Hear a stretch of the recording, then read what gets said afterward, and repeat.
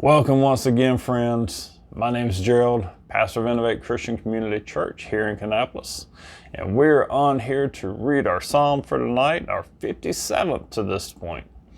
So if this is your first time with us, welcome. If it's your 57th, welcome, and thanks for hanging out with us. As always, my prayer is just that we would be blessed and encouraged from God's word here that He has for us. So tonight's reading is again Psalm 57. It is entitled, "Let Your Glory Be Over All the Earth." Be merciful to me, O God, be merciful to me, for in you my soul takes refuge. In the shadow of your wings I will take refuge till the storms of destruction pass by. I cry out to God Most High, to God who fulfills His purpose for me. He will send from heaven and save me. He will put to shame him who tramples on me. God will send out His steadfast love and His faithfulness. My soul is in the midst of lions. I lie down amid fiery beasts, the children of man, whose teeth are spears and arrows, whose tongues are sharp swords. Be exalted, O God, above the heavens. Let your glory be over all the earth. They set a net for my steps. My soul was bowed down. They dug a pit in my way, but they have fallen into it themselves. My heart is steadfast, O God, my heart is steadfast. I will sing and make melody. Awake, my glory, awake, O harp and lyre. I will awake the dawn. I will give thanks to you, O Lord, among the peoples. I will sing praises to you among the nations.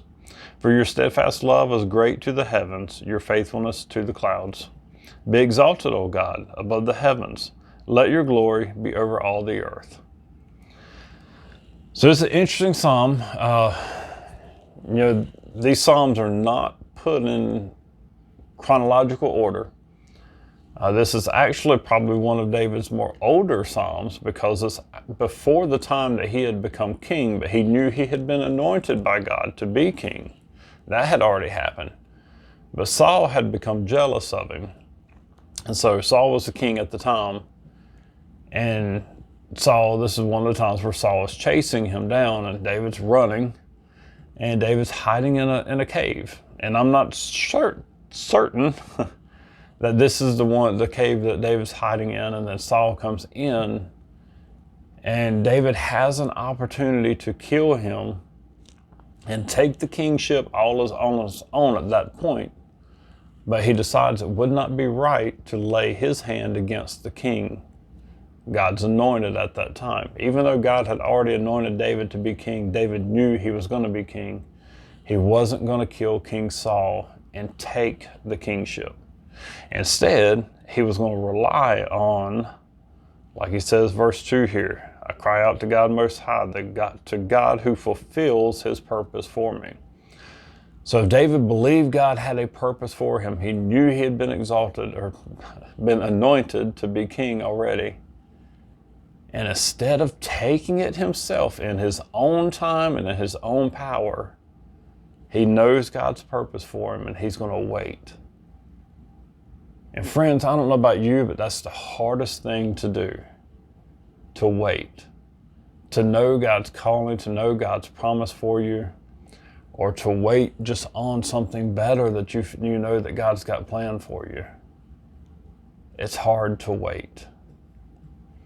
And so whenever we don't want to wait, we try to take things in our own hands. We try to manifest God's purpose and God's will for us sooner than He plans on working it out for it. Because remember, it says, to God who fulfills His purpose for me. So it's God at work for you to fulfill His purpose. And let me assure you that if you're listening to this, and you're questioning if you have any purpose, God has a purpose for you. If you have breath in your body and blood and skin and bones, God has a purpose for you. If you don't know it yet, keep seeking, keep asking, and He will reveal it to you. And then when you do come to know it, make sure that you make your steps in His time, because He will work out His purpose for you. And then David's assured that He will send from heaven and save me. He will put to shame him who tramples on me. So again, David had already been mistreated by King Saul, and he'd been hunted down by him. And again, instead of him being the one to kill Saul and take the kingship, his faith is in God, who's going to send from heaven and save me. Again, God is going to work it out. If it's his purpose, he's going to see it through. And so we get great faith from David in that. And then he ends his psalm with, my heart is steadfast, O God, my heart is steadfast.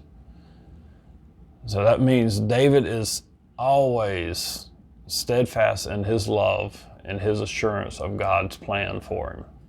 Even though he has moments of I don't want to say questioning God, but he does, ask him when. He gets tired of running from him. And so you can't blame him. He sees all these bad things that continue to happen to him, and he's waiting for that moment where he can finally claim king over the people. And when he can finally have peace from the enemies that had been chasing him. But no matter what, he says, my heart is steadfast. And so is your heart steadfast? Are you always walking in the knowledge that God is going to be there for you? That he's going to see through his purpose and his plan for you? And if you're not, that's fine. I pray that you ask God to help you be steadfast in heart and mind, help you have strength, help you have patience while you wait on his purpose to be worked out in you, or while you wait on him to reveal his purpose to you. Friends, I just pray, as always, that you get the blessing and encouragement from this word. And if so, I just ask that you forward this on, share it with someone else so that they too can be blessed and encouraged. Friends, have a wonderful weekend, and we will see you tomorrow.